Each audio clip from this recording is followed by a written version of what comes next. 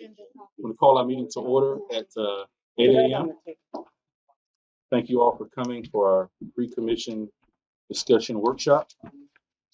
And this time we're going to survey our agenda. First 7 items or just our general standard things.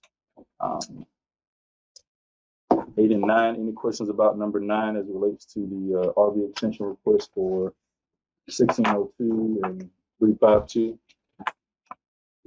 Okay, we'll come back to number 10. Let's look at our new business here. Number 11, the discussion and possible approval of development order application for the Lynn Haven Sports Park Phase 4 football, soccer, and lacrosse fields. Any questions for the planning director on that? Okay. Then we'll go to number 12, discussion and possible approval of development order application for Sun 77 development in that parcel. Any questions for the planning director on that? Where's that located? It's I think it's next to Slim Chickens, isn't it?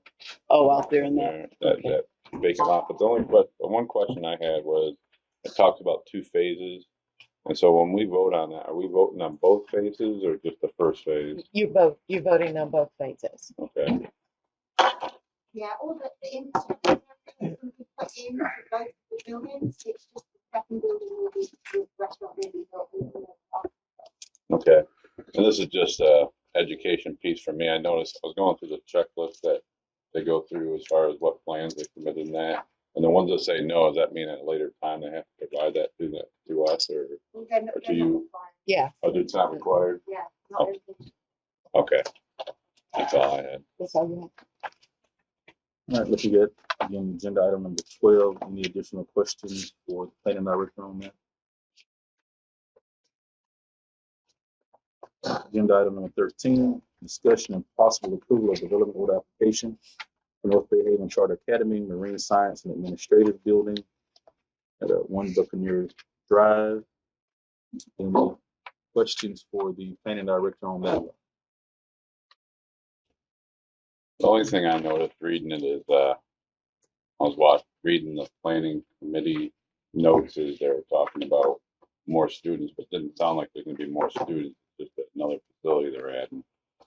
There was discussion about that, but didn't like that was one of the things that was brought up. I'm going to ask Amanda if she'll come and give us an update on that, if you don't mind, Amanda. Just so you have everything the planning board is about. So, That's exactly right. so when the plans were submitted, I asked about the number of students, and Panhandle Engineering are here, and that's the company that's representing the school. And Panhandle Engineering were told that there were going to be no additional students because I was concerned about the increase in traffic if there's additional students. And Panhandle Engineering were told that there were going to be no additional students, that they were just going to be bringing in staff from other facilities to fill the building. There's going to be 23. I don't know if you've read this, but I did. The first floor is going to have 6 new classrooms, and the second floor will be an administrative area with 23 new offices, storage and workrooms. It's quite a substantial building. There's a lot of offices up there. And so we called the school, and I have the name, Vicky, actually, Vicky, who is my assistant, called the school, and she has the name of the person that she spoke to, but she's out this week. And we were told by the school that it's correct that they are currently at capacity. However, they have the ability to grow by 15% every year. And I have let's see here. So let's see. The school opened in 2010 as a K-9 facility with 1,325 students. Since opening, the school has grown to a K-12 facility with a current capacity of 2,126 students for the 2021-2022 school year. And the school contributes the majority of the vehicle traffic on the boulevard and the intersection with State Road 390 with 1,908 weekday AM peak hour vehicle trips. 1,900 trips in the AM. And so Panhandle were told that there were going to be no additional students. There are going to be no additional students this coming year. However, they do have the ability to grow 15% every year. So because of that, the planning board made the recommendation. They make a recommendation to you guys.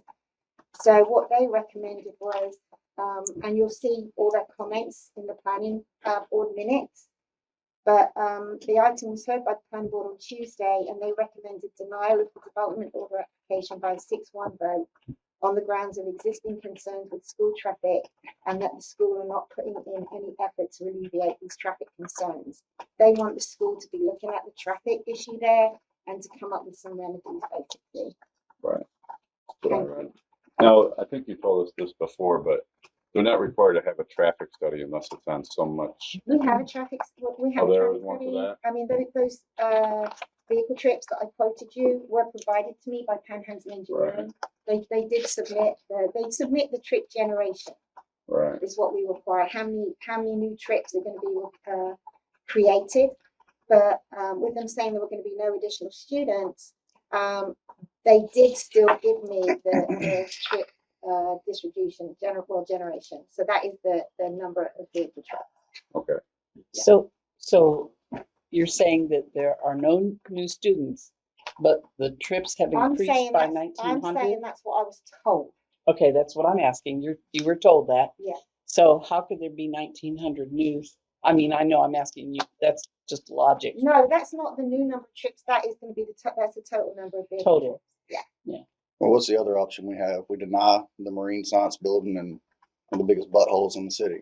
I mean, You all can do whatever. I mean, I'm just talking amongst ourselves. Well, we I don't can't want do to that be a with the school. butthole. The reason I asked some of those questions is, I know we talked a little bit about this before, and I know this came up when the development for Mill Bayou came up, but I'd like to see, because I know the big thing came up was the traffic study. Mhm. And I think, my personal opinion, I think the traffic study should have been done during peak hours, but that does not what our uniform land code says. And so I wanted to discuss it and say, see what you guys thought about adding something to the uniform land code so that traffic studies are, for situations such as this, are done during peak hours. I thought we did that in our little workshop. We Yeah, that's made what a su- we're. Is it already yeah. added? Well, we made the suggestion that we do it in the future, right? We're going out for a transportation planner so that we can have them submitted and we've got somebody to review. Okay, so We Yes. just talked about all that. So for future developments, they'll be done during peak hours This is then? what I quoted you, because Was when during we did peak that, hours? when we did that for the Yeah, because apartments, it was by PM peak statute, hour. it's I'm only- just giving you the AM peak hour. Yeah, Yeah, PM which is peak the hour, which is the from 4 to largest. 6. Can I Okay, can I say one more thing? Yeah.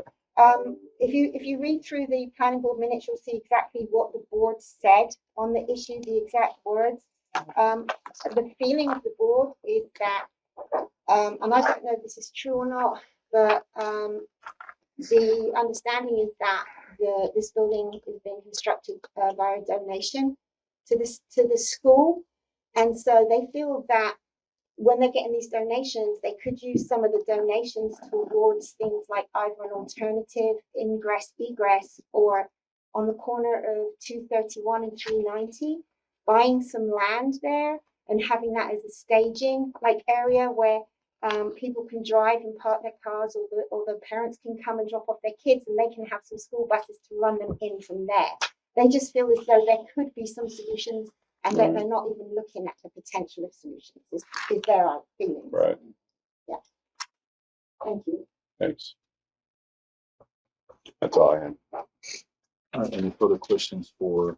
Concerns to speak of. We're on the TPO, and they're putting out. They're going to be putting in the bicycle path and resurfacing 390 in that area. But they're also going to be they put out stuff this week about the schedule and the diagram of the Mill Bayou Bridge. That bridge right Yeah, I before the saw that. school there is going to be, so It's gonna maybe be six having a lanes, isn't it?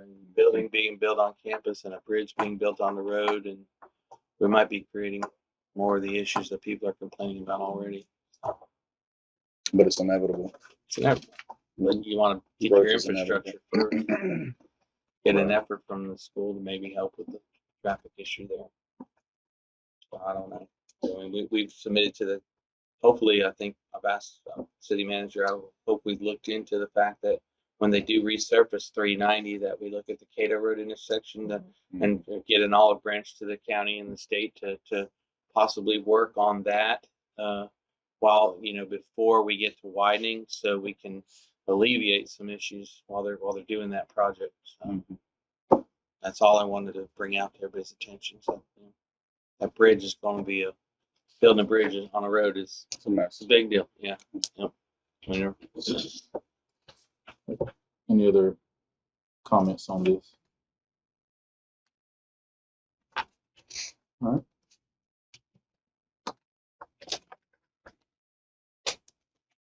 Agenda item number 14 will be the first reading of the ordinance, so we won't be voting on that. However, this can be a time for us to discuss it, ask any questions that we have about it. The one question I had, I read in the planning minutes, is the recommendation, or one of the things I read was recommending that they wait a year before it becomes effective. So whenever we do vote on this, is this going to be effective immediately, or is it going to be effective a year after we vote on it? I mean, It will be up to what we decide. yeah. I What mean, we determine. there'll be an ordinance, and you guys, I mean, the planning board made that recommendation, so you can either direct Amanda to put the effective date 1 year from the second reading. Okay. She would just have to make that change, but that's their recommendation. So if you agree with it, then she would just change the ordinance effective date. Okay. What would be the advantage or disadvantage of waiting a year? People who have already bought 2 lots on the corner could I hurry think up that and was their build logic, in a was to year? kind of get people who were already Later invested than and now. had plans going, that we didn't change it in the middle of their process. So I guess when we discussed this with Amanda a few weeks ago, I guess the question would be, we just have to think about what was the thought process or the time frame in which we were looking at trying to get that change. Was it within a year, or was it something that we wanted to have immediate action on? So I think that's something to consider as we look at that ordinance in regards to that year time frame. I think there could be an awful lot of building done in a year Mm-hmm. and in a hurry, so to speak. Even if you break ground, that's starting. Right. So I don't know. I think we might, if we wait a year, I think we might be encouraging a lot of it to happen fast. Kevin, if we wanted to change the first reading of an ordinance, would we need to wait until a commission meeting for those changes, or could we do that here and make those recommendations for changes? You would do it at the meeting. Okay. I mean, How does the planning board feel? I haven't read how does the planning board feel about that? They recommend the 1 year wait. They There, it was recommend their a year idea. wait. They had a developer there. One of the gentlemen who had done this quite a bit in the city, and he had bought a lot that he was intending to split but hadn't yet split. Mhm. And he was at the meeting, and you'll see in the minute what he said. I put it all in the minute. Okay. Yeah. Thank you. Well,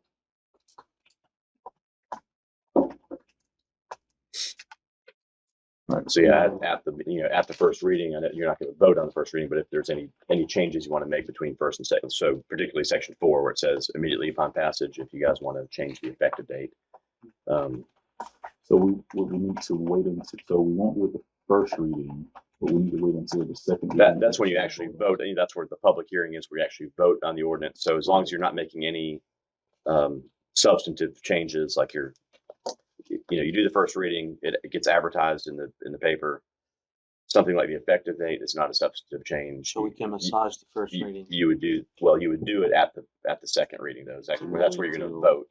So you would do the first reading. Right. I mean, it gets advertised. You come back, 2 weeks later, and then you make the vote, and you just have a motion to approve the ordinance with the following amendment, and you would change the effective date to whatever it is you guys pick, or you leave it immediate. Okay. So the only thing you're getting issues with is if you're going to start substantively changing, the body of the ordinance as far as, the lot sizes, things, any major changes, then you run into an issue of having to re-advertise it because you've made too big of a material change. So the effective date's not going to be a material change. But Kevin, can they make changes at the first read? I think that's the question. Yeah, I mean, they can. I mean, basically, it'll just give Amanda heads up to go ahead and make that. That would just be a separate motion. And especially if you want to have something substantive, like, well, let's change it from, 40 feet to 60, whatever it is, then, or you're going to change the title or something, we would do that early before you get it advertised. But that would just be you would do your first reading, then you would have sort of just a secondary motion to make any sort of substantive changes. Right. Gotcha. Now, are there any other thoughts on that? I know we discussed it again with Amanda, and I think the general consensus was just going back to whatever the building dimensions were, or the lot dimensions were, with the historical plat prior to that change. So Yeah, I think the biggest thing is whether we want to wait the year or not. So what are your thoughts on the year time frame? Well, my worry is if they start too early and we get a whole bunch of these houses being built, based on what we've talked to the department heads with, is if we're growing too fast, are we going to be able to keep up with it as far as stormwater and public utilities and things like that? That's my worry. And I think the biggest thing is stormwater. If we start kissing these houses next to each other, we're only helping make the problem worse. Mm-hmm. It's all just going to be worse if we let it just continue. And All in an antiquated area. mhm. And I also think we could cause, by giving people a year, I think we could cause a run on every lot that people could find and dig a hole and call it started. Mm-hmm. And I think we could make a real negative impact by giving it a year. People that already own their two lots side by side, they're going to build two houses, and we can't stop that. They already own them. But I think waiting a year is only going to create a lot. Problem. Yeah, going to create a larger problem. They need to go out and buy it before next Tuesday. No, I originally suggested that we do this, so sooner the better as far as I'm concerned. All right. I mean, we're making such a big move on stormwater, we're doing an assessment, and then if we tell them they have time, then we're going to use those people's money to, try to, I don't know, I think we're fighting against ourselves if we wait. Okay. All right. Any thoughts, Brandon? Okay. Agenda item number 15, discussion and possible approval of Highway 390 Phase 2 water and sewer utility relocation bid to Illinois Contracting for the amount of $988, $939. Greg's gonna give you an update on that, so you have more. Yeah, that'll be great. This is the bid for the phase 2 part of the 390 project the commission approved several months ago. Really happy with the bid numbers that came in. A year ago, we were 1.6 million estimated for the project. So very happy with the bid. Where is that money going to come from? We're looking at budgeting next year for it, but we're also we're going to take a good hard look at the phases of the construction project. And if we can pull some money from our current budget to do maybe a small part of the sewer, or maybe they're starting at Britton Road and working back towards East Avenue. That's the first step. And then the next step is Cato Road. So we'll dive in there with our engineers, see what can be done out of this year's budget, a small piece, and then budget the rest of the project. How is that going to affect the traffic? Are you doing it right? It's a disruption. Right next to the road? No, these big stormwater culverts, it is a resurfacing and widening. So that has a huge impact on there. We had our construction meeting earlier, and we were all on the side of the road. That traffic was steady getting there. There's real no shoulders there to do. So it's going to be a big disruption, this construction project. Is that something that could be planned to be done during the summer? Oh, it's When there's no school? a construction project. Yeah, or at night? So it's a year out, but that's on DOT and Roberts to manage the construction schedule. Greg, do we have a choice in this? No, absolutely not. We're Do we have a choice of what? Choice into whether or not we relocate these utilities. we do not. We're actually planning out ahead of Do it. it now or do it later. Yeah, and we want it. Yeah. We always want to be out in front of these projects because they have such a huge impact on our On the budget. customers. Mhm. These planned outages to move the water lines to retie things back in. The disruption in a sewer force main. That there's a major sewer force main that feeds that part of Lynn Haven. And if that's broken or has to be moved, it's a severe outage for the majority of our residents. So, My question is this is a state project, right? 390, 390. but we have to pay to move it. Our lines. The state will pay for stuff that's in their Mhm. lane. The stuff that's outside of their lane, we have to. Yes. What do you mean? I guess. What do you mean by outside the lane? If their corridor, right, they'll pay to move, let's say, a water line or something that's in there. But we have pipes that service that are outside of that corridor that are impacted. In the right way. In the right way. Okay. Okay. Just like on this phase here, they DOT paid us to move some of their stuff, but there's other things that go through there that we have. Like the old AC pipe.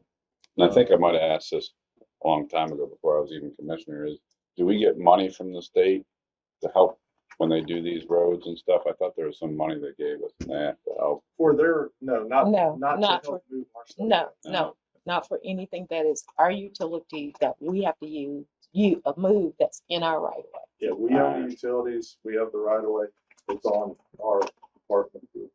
How long will this, do you have any idea how So long we'll have? 400 and some odd day construction, for the DOT portion. For the DOT portion. Yeah. 3 months? 3 months. Now, isn't that the road that goes to the school that's getting the new bridge and the new buildings and all The that? new bridge is phase 3 of the project. The new bridge is phase 3 of this 390 corridor. Improvement. And this is the reason Pat and I raised absolute Cain at the TPO board about this. Come and caused a stink about it, and because it's going to be a mess. There's no question. Oh yeah. People pull their kids out of that school. Maybe it'll go down 15% instead of up. Any additional questions for, No. Greg? I just the only reason I ask those questions is and I know we have to do it. It just sucks that we have to pay for all that, even though Just we didn't like have a with choice. any regulatory thing from the state or EPA, it's our system. I know. It's not like we chose the expansion of 390. I know it needs to happen, but I get it. I just don't like it. Thank you. Any other questions on number 15? Yeah, I don't remember who said it, but I know I heard the words Roberts and Roberts. Can't we ask them to work at night? I mean, That's do they get a DOT? They're actually working for DOT. We don't have a whole lot of. they're not They're not our working for us? contractors with the state. I'm sure we can implore the state to please try to work with us on this with all From the this stuff going on. construction side, depending on the task at hand, a lot of contractors will voluntarily do that for constructability. Mhm. It's better, it's safer for their workers. So that's on them too. I did have another question on this. I was reading through the emails and that, and I hate to bring this up, but so I guess the original bid, I think it was Marshall Brothers, they end up pulling their bid because they did some calculations wrong in that, and And so it goes to the second bidder. Mhm. But then I read in here something about a bid bond. I didn't know how all that worked and that. Does that mean, On most all your public construction projects, you're going to require a bid bond to be submitted with their package. How that works, and it's up to the city whether they want to decide to stick Marshall Brothers with it and then call that bid bond, and then Marshall Brothers will just have to eat, if we're successful in calling that bond, you would actually award it to them, and they would have to eat those losses. And I think the thought of the city was the project was budgeted at like $1.2 million or something like that. And we're still So under even your second bidder was well below the budgeted amount, and so it would just be a sort of and again, the commission can overrule those, the staff decision to allow Marshall Brothers to go ahead and withdraw their bid. We've allowed it in other contracts in the past. It does raise. Yeah, I mean it doesn't really set a precedent. I think it's a situation we're under budget, and so there was less hesitancy to make that decision as far as calling that bond. But if it was something that all the projects are a little bit over budget, and again, you can stick that contractor with it if you can call their bid bond, and they would just have to eat it, and you go with it. And it's one I of those haven't looked deals. at the numbers. I'll. Yeah, but I think it was like almost 1.2 million in the budget, and this one was 988. I think is what the second bidder came in at. 948? 948. So it was a difference of about 233,000, 234,000, somewhere around there. And then what about the next bidder after that? I don't know. It goes up from there. Yeah. Have we ever had this before? Since I've been here, I don't recall calling somebody's bid bond. I know we've certainly allowed people to withdraw their bid if they've, somebody we've worked with in the past, and It happens. It happens, and It you let them. I've done quotes myself. And we've miscalculated done that in it. other cities where Humble we've pie. allowed them to withdraw. It's one of those things where you can kind of really.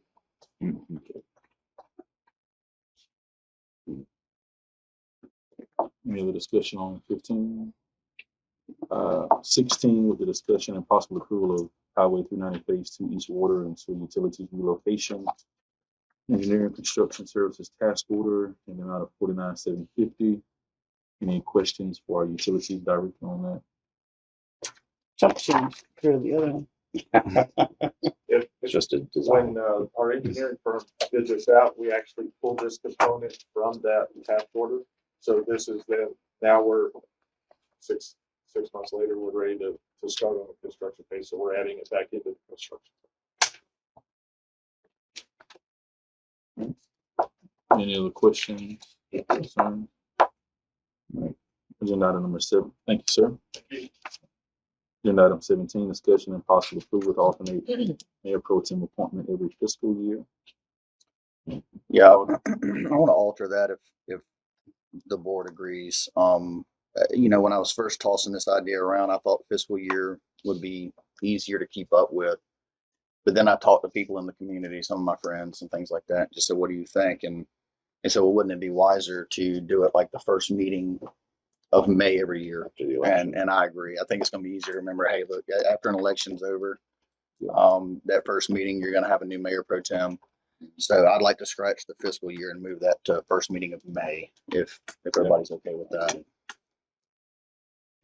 Other than that, that's all I have. And what we had talked about, I think, when that discussion came up a few months ago, was coming back with a resolution. And so, obviously, we wouldn't want to do it on Tuesday, but we can do it in 2 weeks and just have a basic resolution. Okay. Yeah. Putting that in place, if that's what you guys want to do, to say we'll do a mayor pro tem appointment we have an election every 2 years, don't we? Yeah, but it'll still always be. So you want to do so. But I think But with the first, you want to do it annually though. Yes, So even we won't have an election, but we'll set the date, May. just first meeting of May. First meeting in May. the issue with the first meeting in May is if you have a runoff like we did this past time, and if one of those individuals is in that, then you really, That's true. so it may be better to do it first meeting, maybe the second meeting Well, can we put or first meeting in June, maybe? like a caveat in there, first meeting of May, unless there's a runoff, in which it'll be the first meeting after the election. I wouldn't just do it that way too. So I think this one y'all did it in 2019 was the first meeting after Yeah, the it was. election. Y'all did that. So we were sort of, this time we're sort of following that same protocol that was set in 2019 was to What is that what the Well- charter says from 2019 or 2019? No, the charter Okay. doesn't have any direction on. It mayor just pro says tem. you're going to have a vice mayor appointed. It doesn't Oh. say when or how long. And it's always been just kind of a tradition, from my understanding, of whether or not it was rotated or whether it was more of a traditional thing. I think we need to have something more structured for just people coming after us. So Keep the you're looking confusion at out. alternating every year? Yeah. Well, if you start your seat 1, right? Yes, one. So if you start with seat 1 and then go seat 2, by the time you get to seat 3, I think we've already been in the seat for a couple of years, so it's not like there's ever going to coincide with an election. You know what I'm saying? Mhm. So I don't know if it's. May not even be necessary. I don't think it's even an issue because it's not like election happens and then who just got elected is going to be a mayor pro tem. It's always going to be there and then off election for those commission seats. Should work out that way. So I think that works out good actually. So just leave the first meeting in May. Yeah, First meeting that's in May. So don't worry about the runoff. Because it usually goes to never mind. I was gonna say it usually goes to someone that's been on the board already anyway, instead of a freshman, so to speak. But you can always have someone run against someone that's been on the board already. So that's the new point. Do you want to rotate it by order of ward, or will it just be, whoever's been appointed, then we're going to do just a brand new? Just let the board Appointment, at the just have to time be somebody appoint it and choose. I mean, I think. What do y'all think? That's I what just the board- I just figured to do it like starting with you 1, 2, 3, 4 and We just do keep that that too. It rotation. doesn't matter to me. And I don't know. I think that it's important to give people experience if in case they ever do become mayor, and they already know how to run a meeting and that. Mhm. That's just my opinion. We could do that too. Again, it doesn't matter to me. My main focus and goal in this is just to make sure we're rotating it every year. The semantics of it. I know in previous discussion, like it rotates, Pat said he wouldn't want to do that. So then how would that I'll rotate? still do it. Okay. When I say what I say, what I do is what I have to do to serve my That's true. city. So, Okay. So do y'all want to put it in there every May and it goes by seat? Start with just right in order. Because I'm in seat one. You're in seat 1. Next will be if seat this works 2. out. Yeah, Let's start it. We'll do next the, May. It's Okay. coming May. We'll put a resolution together and have it for the meeting on the 24th. Yes. That'll work. give me some talking lessons. Get them together. All right. So that brings us back to agenda item number 10, which is further discussion as tabled from the previous meeting of ordinance 1115. Right. Since that was tabled, we need to discuss it again at the next meeting, and I just wanted to get some direction. I know my thought was is just only have it apply to city parks, streets, right of ways, roads, stuff like that. So we would probably have to take out that. I think we can leave the majority of it in there. Mhm. It's just apply it only to the public areas. So we would take out the event venue because we already had a separate section in there for.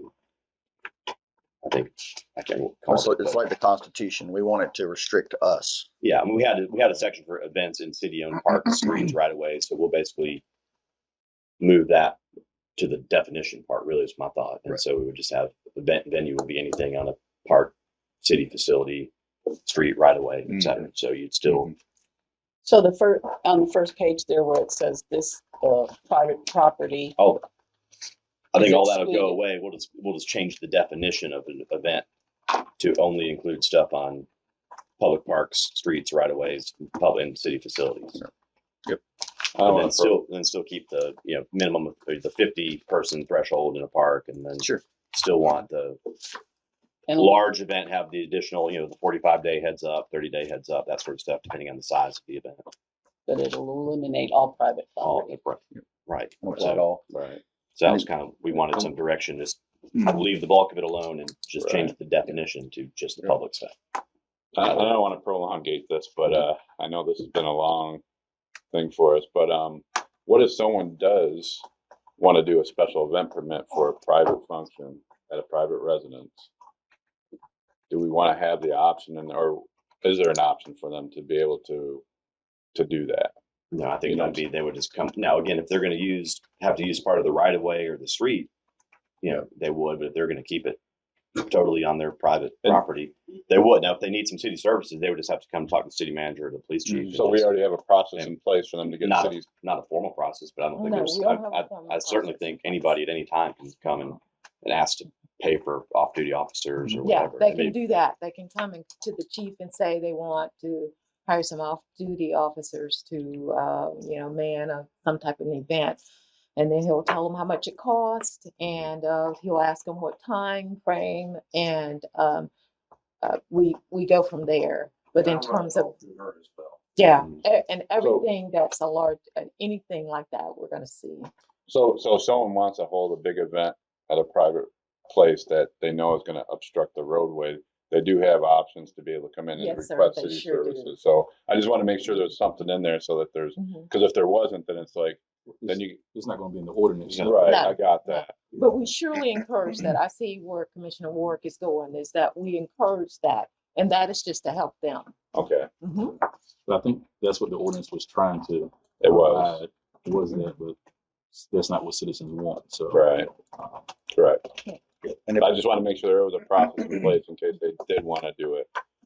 And they can give the cities a heads up. And part of this, I think, is an education piece for us and the residents to say, hey, if you do have a big party, please coordinate with the city so that you can get some city services if you need it. Well, it's similar to like the Ryan Spray event. I mean, he came Yeah. and petitioned us for closing down roadways and Yeah. city services and things. So I mean, there is a. but that would apply here because you're using a road. Yeah. So an event City in the road. road would fall under this. Yes. And you do make them pay up front, right? You're talking about for our The permit? officers? yes, ma'am. Yes, she Hold has, on. yes. He tells them how much it will be for how many hours. I'm sure if it becomes an issue or everybody's having big raves every weekend, we can readdress that. Actually do a separate ordinance on it. Yeah, we'll just readdress it at that point. I don't see it happening then. Mm-hmm. Okay. And they did ask for an officer, but they gave me no indication that there's going to be 300 people out there. You're going to have 4 officers. And I guess another question would be, how many calls do we receive for noise as it relates to parties or blockages as it relates to parties? Is that the only one? Well, we get periodic noise complaints. We have them according to our new ordinance, but it's not a high number or a high call volume of those two things of the block streets, loud parties. The neighbors usually take care of it pretty fast. All right. So city attorney, you want to update that? Right. Any So we'll have to do start over and it'll be pretty much the same. We'll just make it all public and we'll have to do another first reading on the 24th and then then we'll re-advertise. Okay. So we can do that for the 24th.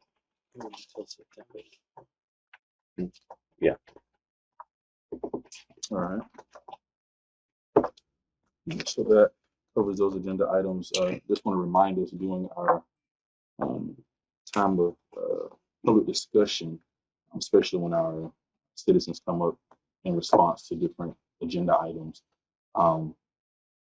let's just try to remind them to, direct, and I'll remind them to direct their comments to the chair so that we don't get into a back and forth with that. So what we'd like to do if a citizen comes up, ask their question, we'll thank them for asking a question. And then if one of us would like to respond to that, just let me know that you would like to make a response.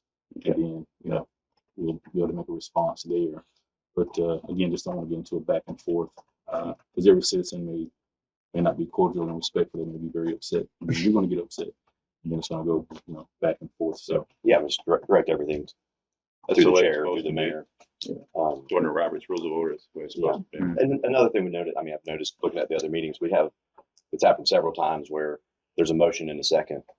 And then when you have additional comment, it's like, well, if you would change your motion to this, I might vote for it. I mean, really, you guys have most of your discussion before anybody makes their motion in a second. Then we ask the public for their comment. And then at that point in time, really, I know you do ask for any additional discussion, but that's, it's really, once there's a motion in a second, we should probably get more in a habit of going in and calling the roll. And if you don't like what the motion was, then it fails. And then if you have a better idea, then you make a different motion. Yeah, I've just seen that several times in the last few meetings where it's, we're trying to change There's we already a make a motion and a second. motion, We're though? trying to change your mind. Why don't you withdraw your second? Withdraw your Or motion. Can we make a motion for discussion? That's what they do in Tallahassee and Washington. What Kevin was saying Deliberate. is, and it has happened a few times, is we'll get a motion second, we'll discuss it for 5 to 10 minutes, and then I'll send it out to the audience.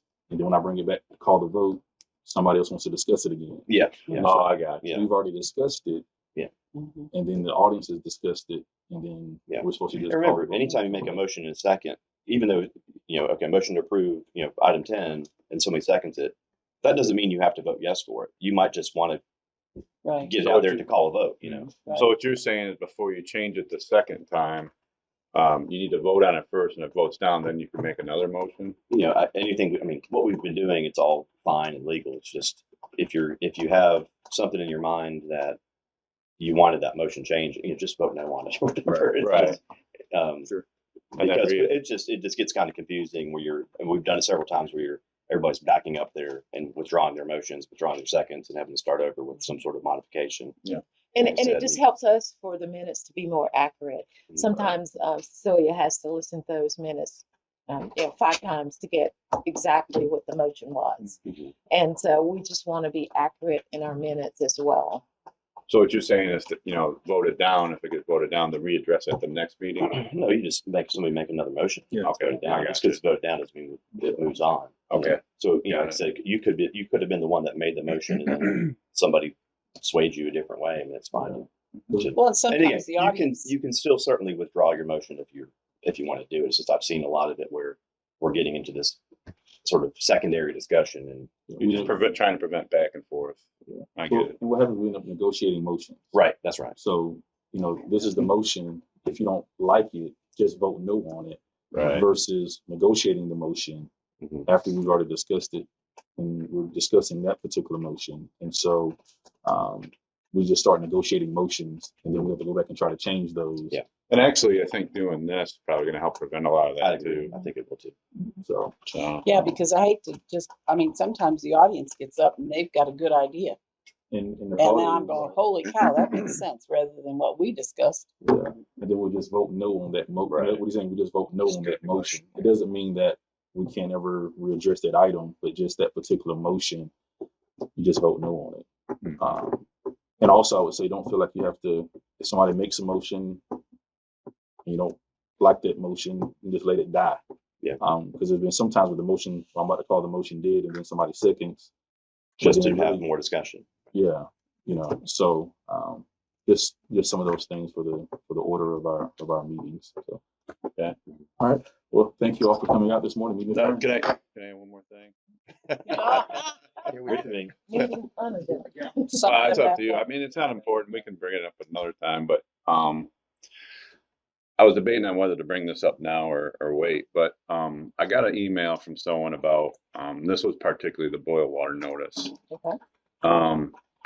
And it had a good point, and I never thought about this. Is I know Facebook is a great tool and it gets the message out to a lot of people, but they're like, how do you get the message out to people that don't use social media? So we do have a process for that.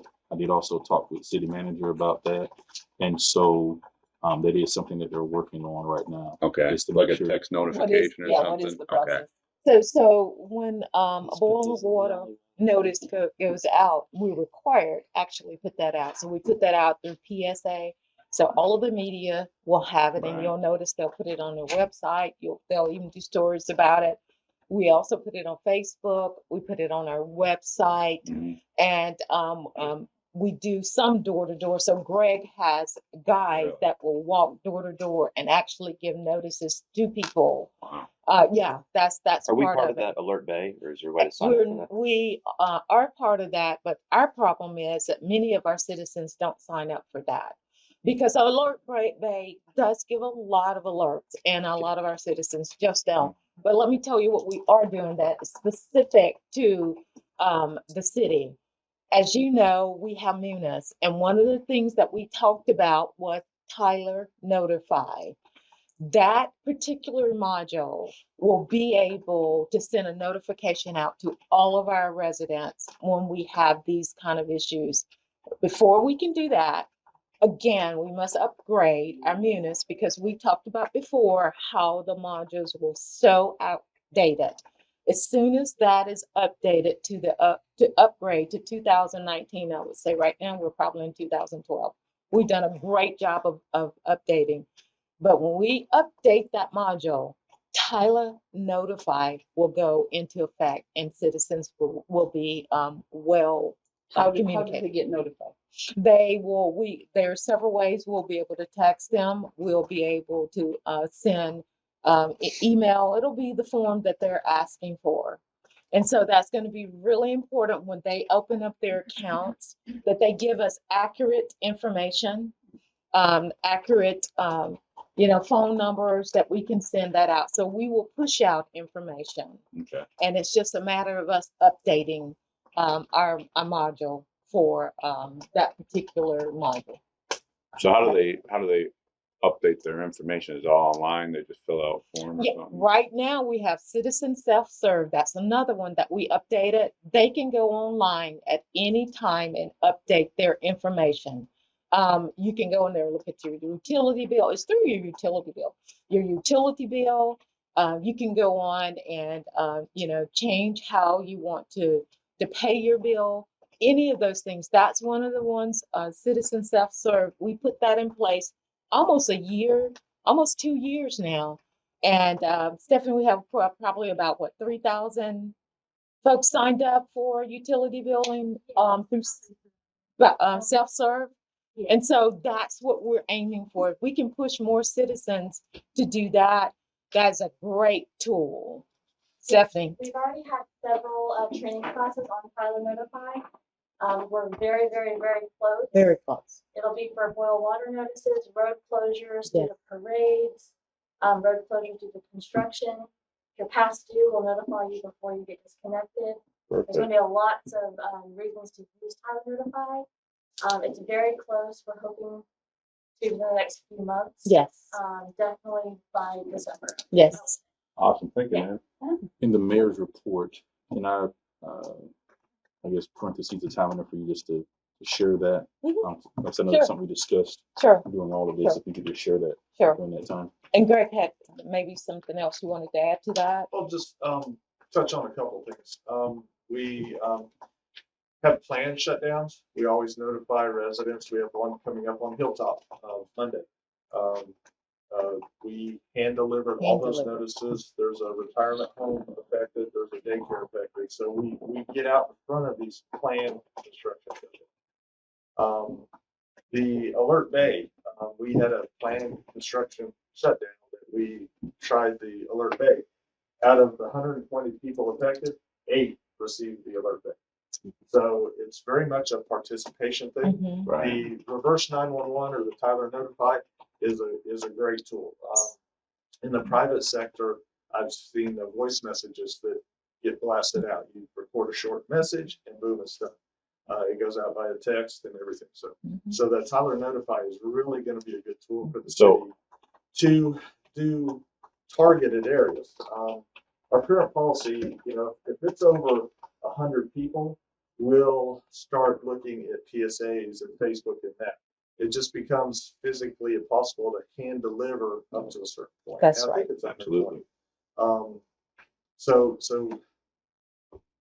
it's difficult sometimes to touch everybody on some of these. Even with the hand delivered stuff. Oh well, it wasn't in my door. It fell off. The wind blew it. We've had all these things. And I know you guys are doing the best you can do. I get it. I just I got that, and I was like, it just showed how blind I was. But I'm like, well, just go to Facebook, and I'm like, well, not everybody uses Facebook. And one of the things on Facebook is they'll update it so it hits the top of the stack. Okay. So that's being done. Awesome. So there's lots of things that we've kind of learned over the years that helps with that. Thank you. Alert on the city website. Awesome. Thank you. Yes. And I will share that information and make sure people are aware that we are working toward this. Right. Okay. Awesome. Sorry, I just thought it was important to bring up. That's great to bring up. Yeah. All right. You have a great weekend. Thank you. Yeah. Hey, it's anybody?